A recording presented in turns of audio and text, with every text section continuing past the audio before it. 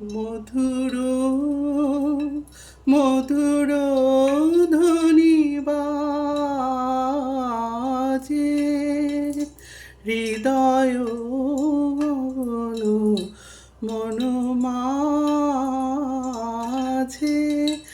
আজ করছি ছোলার ডালের ঢোকলা। সেই ঢোকলাটা ছোলার ডাল বেটে তার সাথে দই ও সুজি আধ ঘন্টা ভিজিয়ে রেখে ইনো দিয়ে ফেটিয়ে রেখেছিলাম।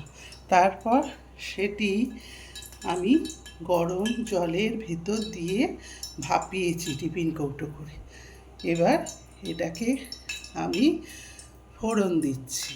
ফোড়নে আমি কারি পাতা, শুকনো লঙ্কা ও সর্ষে, কালো সর্ষে দিচ্ছি। এই আমার তেল গরম হয়ে গেছে, এবার আমি সর্ষে দেবো। সর্ষের পরে আমি দিলাম শুকনো লঙ্কা।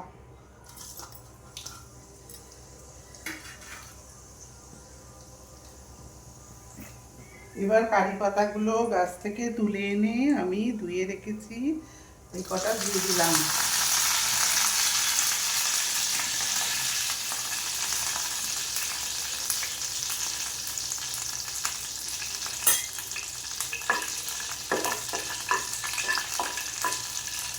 ভালো সুগন্ধ বেরিয়েছে। এবার আমি এই ঢোকলাটা কেটে নেব। এই ছুরি দিয়ে আমি কাটছি।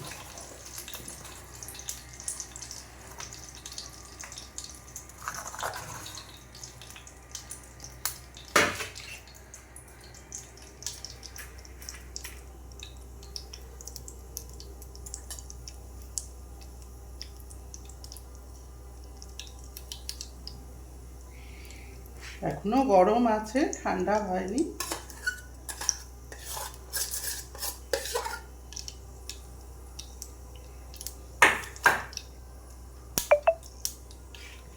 এবার আমি কাটছি।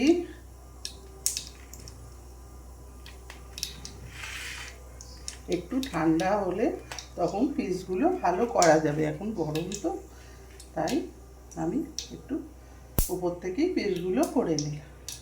এবার আমি এই তড়কাটা ওর ওপরে দিয়ে দেব।